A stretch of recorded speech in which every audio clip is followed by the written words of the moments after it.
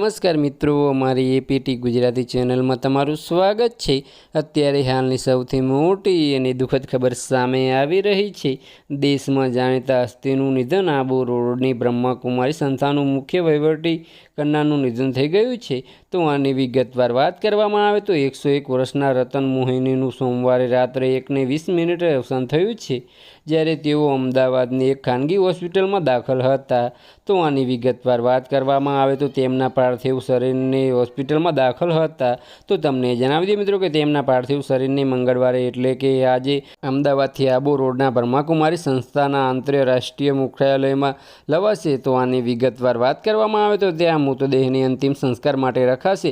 તેમના અંતિમ સંસ્કારની તારીખ જાહેર કરાશે। બસ આજ માટે આટલું જ, અને મારી યુટ્યુબ ચેનલ પર નવા હોય તો લાઇક, શેર અને સબસ્ક્રાઈબ કરી દેજો। ધન્યવાદ।